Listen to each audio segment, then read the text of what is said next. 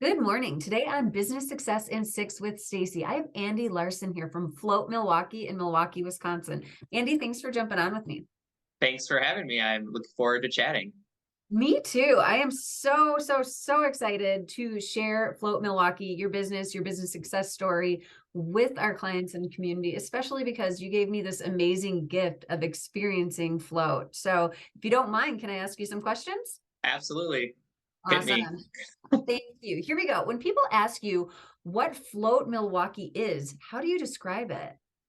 Yeah, so usually there's a couple different ways that I do it. Often people have heard of sensory deprivation, or at least sometimes. So what I'll say first is, have you heard of sensory deprivation? And I'll get a yes or a no from that, and then I'll kind of move forward and say, well, what we are is, think of us like a spa, like a high-end spa is how I describe it. But instead of going in for, say, a massage or something, we have 5 rooms, and in each room is a float pod or a float pool. And all that is it's a device, like a tub, for example, that has only about 10 inches of water in it, about 1,000 pounds of Epsom salt dissolved in it. So what that does is it allows you to float effortlessly on the surface of the water. And then in conjunction with that, we keep the water a certain temperature, the same as your skin, so that after a while you don't feel the water. You feel like you're literally just floating in space. And then you can control light and music. So if you want, you can turn off all the light, all the music, completely have no light, no sound, no scent, no gravity, and just have relief for all your joints and kind of a mental relief as well from external stimuli. So that's where people think about sensory deprivation, but we like to call it more not sensory deprivation, but almost sensory enhancement, because it enhances your internal senses. So that's sort of the how I describe it to people. Totally. It was just sensory awareness and the opportunity to be quiet and be still and really get to know yourself and on a whole different level. I feel like at least was my experience with that. Mhm. So what were your plans when you started Float and how have they changed? You can tell us a little bit more about your story about why you started Float too. Yeah, so well, I had never heard of floating as of 2014. It actually turns out it's been around since the 70s. Um, the way I heard about it was just kind of randomly through the internet, like so many things. And I went and tried it, and it just blew me away with how I felt. The process of just letting myself go, kind of what you were talking about, right? Like there's Mhm. sort of stages in this float where I got used to it a little bit, was a novelty at first. Then I sort of relaxed into it, and then I just kind of disappeared. And I never felt that at peace and calm and relaxed as I did after that float. And so I read more about it, learned about all these therapeutic benefits, and I wanted people to have access to it. I didn't understand why I hadn't heard of it, why this wasn't everywhere. So that's what led me down the path of opening it. My original plans when I first was looking into it and opening it was, oh, I'm going to open a float center everywhere. This is great. That changed a lot once I got into the process and what it took to open it, especially the cost of a build out, what went into it, and then the fact that after I opened it, more places opened up around the area. And so I didn't want to, and people hadn't heard about it, right? Like I've been open 7.5 years. There's still a lot of people that have never heard of floating. So it's still getting the word out and building awareness. So the probably the main way it changed from my original inclination was that. Then along the way, of course, we have the pandemic and life changes and business changes, and so I'm always kind of adapting and figuring that out as well. So. Absolutely. What a neat story. I'm curious, as more float centers opened up, could that actually help you when you think of it from Mhm. an abundance point of view? Just because Yep. it's because people are becoming aware of it and your space is absolutely incredible and serene. So do you find that that's helped a little bit? Yeah, so I am happy with other folk places opening in the area. Obviously, ideally not on the same street as me or anything. Sure. But I mean, but I've always looked at my business as it stands on its own. Like I know what I have and what I built, and I'm very confident in it, and I see it in my customers and everything. And so you're exactly right. Any place that opens anywhere is built bringing more awareness to floating, and ultimately, I just want everyone to float.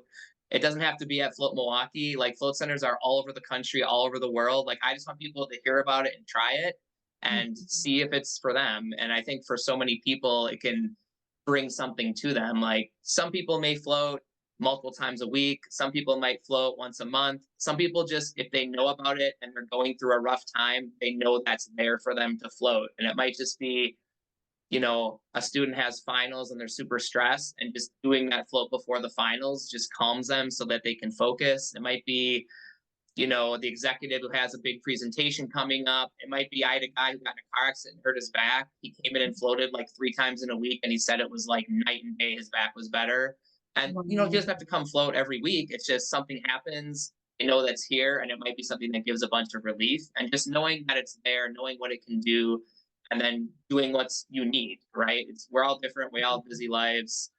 Just knowing it's there as an option, and that there's places all over where you can go, and they're all a little bit different, but hopefully the float itself is as good as it can be wherever you go. Absolutely. So my next question is, what is the biggest way you impact the community? I'd love for you to answer that, as well as share other ways that floating is so beneficial. I mean, there's just so many ways. So, and Hmm. that's huge for the community. So could you answer both of those questions for me? Yeah, I'll take the second part first. Okay, cool. Sort of some of the main things floating can help with are symptoms of PTSD and anxiety. We actually have a clinical research study ongoing right now at the Medical College of Wisconsin that we're looking at people that are clinically diagnosed with severe PTSD. And so they're coming in, they're floating. There's a before and after questionnaires that the medical college implements with them. They also test like blood pressure and skin conductance before and after the float. And they're Wow. gathering the data now. There already are some clinical studies out there on floating that are showing how much it can help with these types of things, but I'm excited that it's been multiple years in the process getting this study going with the medical college, and pandemic delayed and all that. But now we're ongoing. We're about, I want to say, about halfway through it. So that's been great. So that's a big one. Chronic pain is huge. Okay. Just if you think about it, just not having any pressure on your joints, plus you're an Epsom salt, it's just such a great way to kind of relax that. Insomnia is a big one. People will often sleep really well after a float or sleep during the float. And we actually do overnight floats so people Wow. can sleep overnight. And then just like a lot of things related to like mental focus and just stress relief and relaxation and recovery. So, for example, a lot of professional sports teams have added float tanks to their training facilities. It's over 30 professional teams have done that, because of the way it can help a professional athlete focus for a big game and recover. At that any little bit of recovery when you're at that high level, just makes a huge difference.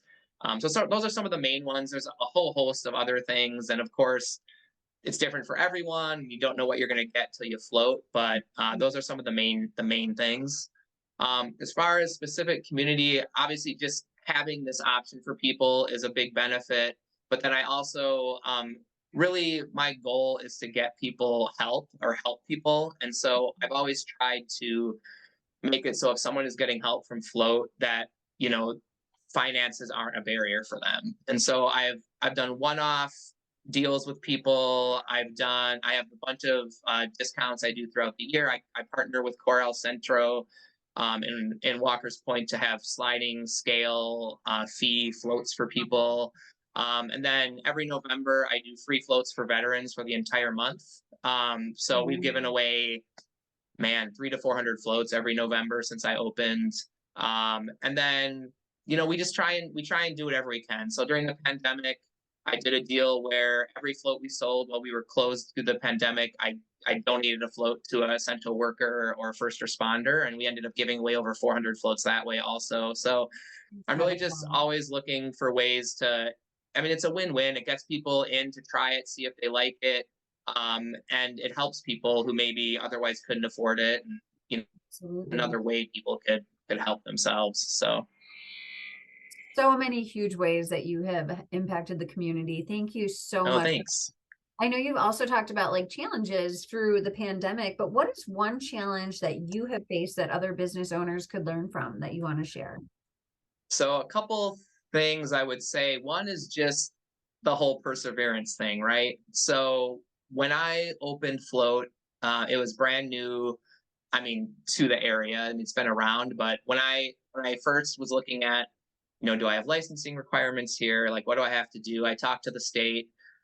They were talking about these regulations that I'd have to meet, but they didn't really understand what floating was. And so it took months of me and the manufacturer of the equipment and the state on the phone working through all these different issues, Mm. variances needed, like things they wanted to do under pool and spa that just didn't make sense. I mean, the most egregious example, or I guess funny example I'll say, is saying that you need to have like a no diving sign and like one of those big Oh hooks on the my. wall for like, fishing someone out when you're talking about Oh an gosh. individual 10-inch thing of water.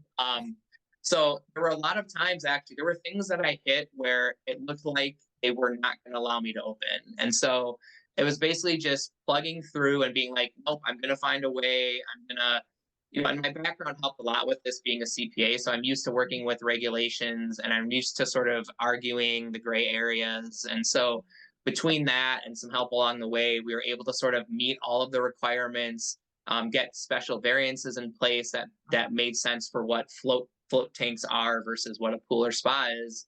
And we were able to get through that process, get approved, and start construction. Now, the aside to that is what ended up happening is other people in the state were able to lobby and get those specified float tank regs dropped so that no one after me had to go through that Oh process. my gosh. But I did, and it's the main story for me with that is there's almost always a way. And so if you really believe in something and you're passionate about it, you just need to be able to adapt and pivot and know where to get help if you need help, or where to just be creative and think about outside the box and just find ways to make it happen. Yeah. So that would be the biggest thing, like from opening. And then it's the same thing when you're operating, right? No one expects a pandemic to hit. Okay, well, what can you do when you're closed? Um, I did that sale, like I said, to try and get some money in, and you just think about your processes. And okay, well, the pandemic forced us all, right, to kind of step back and reset and think about things, and for good or bad.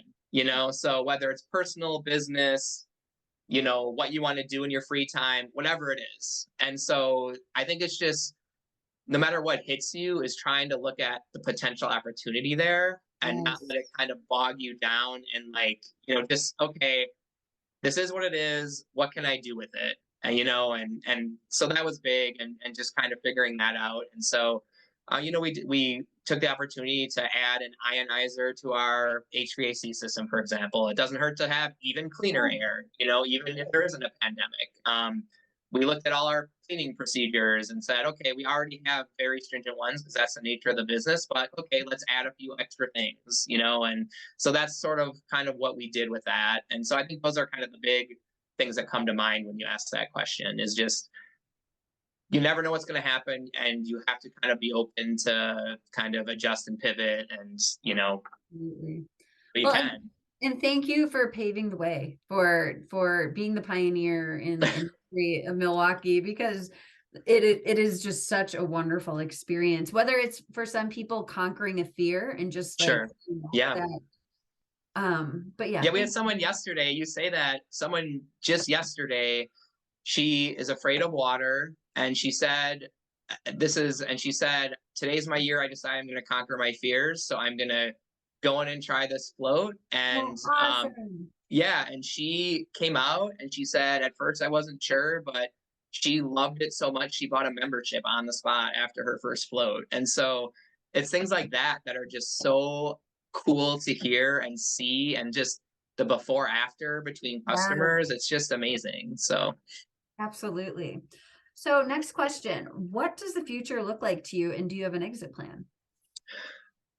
okay, so this goes back to the future never doesn't necessarily end up what you think it'll be, right? And so I'm kind of back now. So I actually had another business that I had to close down during the pandemic. That was where I had spent most of my time the last couple of years. And Okay. so this has freed up my time now to kind of jump back into some of the day to day a little bit at float, and just kind of rethink, okay, well, what do I want to do now? Right. And so one of the things I would love to do potentially is look at opening another float center. Mhm. Back to my original plan, right at the beginning. And so I'm in the early stages of kind of thinking through what that might look like and like where can I improve and where can I learn from. I mean, I'm so happy with how my center turned out.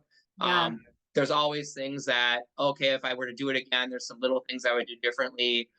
There's some things I might want to add along with floating to a new place, things like that. So that's kind of my sort of immediate next step is just thinking through what that would look like and can I make it work in this environment, right? Because now we have higher interest rates and all that. Costs are way up for construction. Like there's just a lot of other factors obviously to think through, and location and all that. But that's my sort of initial thought with that. I had another thought that now I'm trying to think. So, and Oh, there, well, I asked about the exit plan and oh, why would you exit want plan. to, why would you want to exit floating, right? Yeah, so that was going to be my other comment is, yeah, I don't want to exit. So I love float. I love what it can do for people. I love seeing the reactions from people. I myself love doing it. I love having it as as something that I can bring to the community, and that I can like when I see someone having a hard time, I can give them a float, and it's so great to be able to do that. So yeah, I don't envision. I have no inclination to exit the business. I'd rather expand it. Absolutely. Well, and if you're not working in it on the day to day, that's something that we tell our clients, get to the point where you're running a commercial profitable entity that Yeah. does run without you, but then you can still enjoy it and be in there when you want and inspire people and share like you are sharing and giving back. So Yeah, and that's having a great manager, which thankfully I do, is so key. Is you have to have great people around you, uh, from a work ethic perspective, but also just a good person and a management perspective. And I've just been very, very lucky with that right now. Just a float center, just it's hard not to have, because you get people that are passionate about floating, and if you're passionate about what you're doing, that just makes such a difference. And so, and yeah. it's just the environment. So I mean, you're seeing these people come out, just like some people, they write in these journals afterwards that it's life changing, and we'll have specific examples, and it's hard not to enjoy and be happy and passionate when you're seeing this happen in front of you every day, time and time again. And so it's just a great, and you don't have very many disgruntled customers, you Absolutely. know No, definitely not. My final question for you is all subjects open. What inspires you most? Sure. Inspiration's an interesting thing. So I would say there's I could probably answer this in a few different ways. So one, sort of what I've alluded to is my customers, right? Like when I see someone, whether it's reading a journal entry or whether it's just seeing a look on someone's face when they come out of floating, or an email or a review or whatever it is, like that inspires me to continue to always try and be the best we can, to always have the best experience for our customers, whether it's staffing, whether it's making sure that we're refreshing the center as much as possible to make sure it's clean, make sure it looks nice. Having deals where people can come in and afford it if they're maybe financially strapped or whatever, or whatever it might be. So customers is big. My kids, definitely, it amazes me every day. you know it gives me hope for the next generation when I see my kids, their work ethic, their like social justice mindset, like just all these different things that they have. And so that's another one. And then just people being kind to each other, right? Like seeing kind of these acts of kindness that, kind of good karma type things that people are doing just for the sake of being good, for the sake of humanity. I think, especially now, the more we need more of that. And Mm, so every time I see that, it gives me some hope. Whether it's just a random act of kindness, also just seeing people create, like business owners or artists or music, like things that make me feel. I'm a very empathetic person, and so like things that make me feel like really hit me hard and will inspire me, or like, and so those are, I mean, that's a lot, but like I guess it can be that's inspired in a lot of different awesome. ways. But it all Absolutely. comes down to me kind of this humanity experience, like that's kind of the underlying thing that ties all that together for me. Totally. It's part of our existence, or at least we Yeah. hope it is. And so many people forget about those Right. simple things that are the reason why we're here. So, Sure. well, thank you so much for your time, Andy. This was an absolutely awesome experience, an awesome interview. I hope everybody gets to experience float. And if somebody does want to experience float, what's the best way for them to schedule to check it Sure. out? I would just say go to www.floatmilwaukee.com. We have videos on there that kind of tour the center. We have FAQs. A lot of times people want to sort of know what it's like, especially with this because it's sort of different. So you can see all you want on there, and then there's a very easy link to schedule online, and it's all real time. So it's very easy to go in and book the time, whether it's same day, whether it's if we're open, or whether it's a week, month in advance. So and you can Perfect. always email, call us, social media, Facebook, message us. We're very quick to respond to people as well. Awesome. Thank you so much for your time. One more question. You mentioned membership. So people Yes. potentially get a membership as well. So if they try it, love it. Yep. Yeah. So Are there that's a way to get benefits kind to of it? it's a way to have a consistent practice at a little bit of a discount. And we had a lot of perks for members too. So we have like 1 per month up to 8 per month float memberships. You can share them with like a significant other. You get to bring one person every month for free who's never been before. So it's like you can just dole out a referral to, oh, Oh, hey, cool. friend X, why don't you come float? And you're like, hey, yeah, I'm a member, so I can like get you in. And so that's really cool from a both the customer perspective and then obviously our perspective. It gets someone new in to try float, and Totally. maybe they want to keep doing Absolutely. it. Well, and I have to admit, I didn't turn my lights all the way off the first time. So now I'm like, I gotta go back and turn off the lights and see what that's like. So And that's the first float. There's so many. It's really just about getting used to like what is this, how does it feel, and then just kind of testing that, right? Like lights, music, and then usually the time is so weird in there. It's like sometimes it feels really long, sometimes it feels like it passes in a second. But yeah, I definitely recommend no lights to try it at least. That's my favorite thing I think of the whole float is having this so dark that you open your eyes and you can't tell your eyes are open because you can't find that level of dark anywhere. And to me, it's just so wow. relaxing. Oh my So gosh. Well, thank you so much, Andy. You have an amazing 2023 and we'll be in touch in float so soon. thanks, Stacie. I really appreciate it. And same to you.